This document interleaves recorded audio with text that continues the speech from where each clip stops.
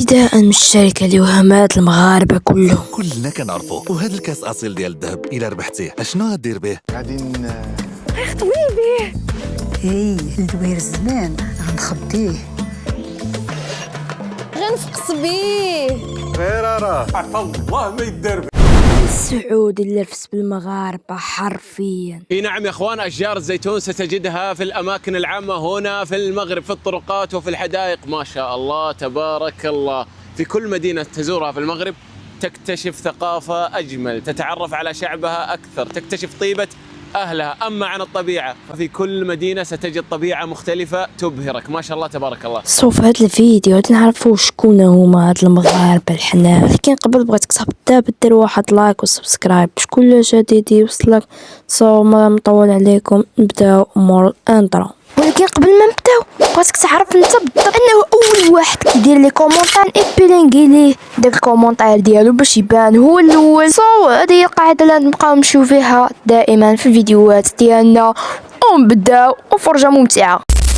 شركة أصيل شركة عادية، المبيعات والمشتريات ديالها بحال أي شركة ديال دانون، ولكن هاد الشركة ما كانتش راضية على هاد الأرباح اللي كتدخل. في سنة 2025 وبالضبط برمضان شهر 3 شركة أصيل أتخرج بواحد الإشهار اللي غادي يفرقع المغاربة كلهم، اللي غادي يجمع كلمة أصيل غادي يربح كاس ديال الذهب. ما كاينش اللي ما تيقش، كلشي واخا ما كيتيقش كيبغي يجرب. هادشي اللي خلى شركة دانون أصيل تدخل في كل يوم الأضعاف ديال الأرباح ديالها، وهادشي كله المستهدف منه هما الدراري الصغار اللي كيبغيو دائما يشريو دانون باش يجمعوا الحروف ويربحوا كاس ديال الذهب، بالعلم انه حتى واحد ما ربح صغير، ولكن كاع الناس اللي كيربحوا فرا باينه غير مع دانون أصيل. رغم الانتقادات والسبان والمعيور اللي جا لدانون أصيل بقاو دائما الشركة ساكتة، ما خرجوا لا بسطوريات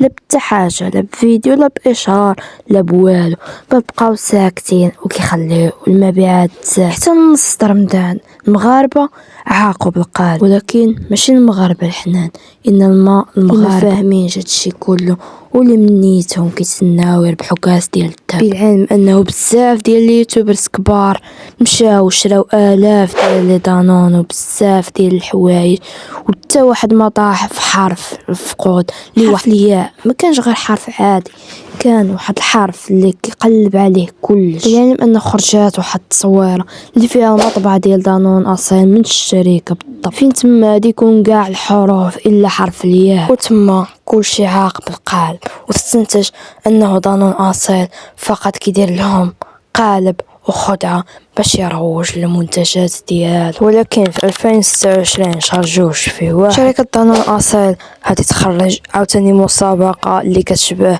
نيشان نفس المسابقة اللي فاتت، واللي هي عليك انك تجمع كلمة دانون وهادي تربح ماشي كاس ديال الذهب وانما كرة ديال الذهب. وهنا فين هيكمل القالب، حيت كاع الناس اللي كانوا شحال هادي شراو دانون أصيل فانا متاكد 100% انهم هادي يعاودوا يشاركوا، ولكن ماشي بكل الحماس اللي كانت شحال هادي. ولكن المتوقع انه دانون أصيل الان ضاف واحد الحرف جديد في اللائحات الاختفاء من حدا الياء اللي هو حرف الواو، حرف الواو اللي رسميا كاع ما كاين وعمره هادي يكون وقليل هادي تلقاه، لانه هادي كتبقى مسابقه حظ وماشي مسابقه ديال الذكاء. سو الا بغيتو انكم تفهموا بزاف هاد الشيء معايا، الا تدخل الجروب ديال الواتساب اللي نخلي لكم في الديسكريبشن فيها تفهموا اكثر حاجه ديال هاد الشيء ديال دانون أصيل، حيت منين بدا المسابقه وانا كنجمع المعلومات وكنحطهم تما.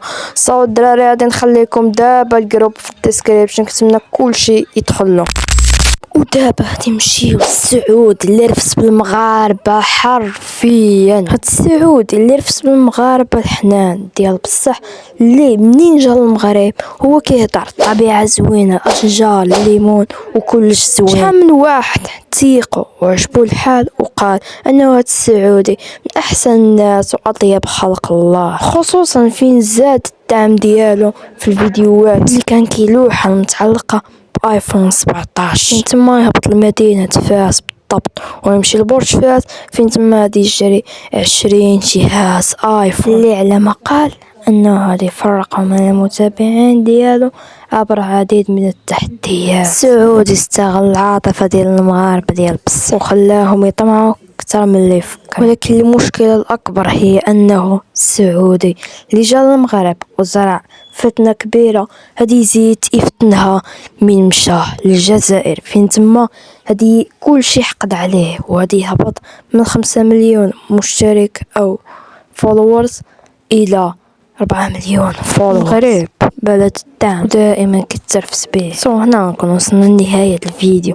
ما قراتش دابا تهبط دابا دير واحد لايك وسبسكرايب باش كل جديد يوصلك. وبيس.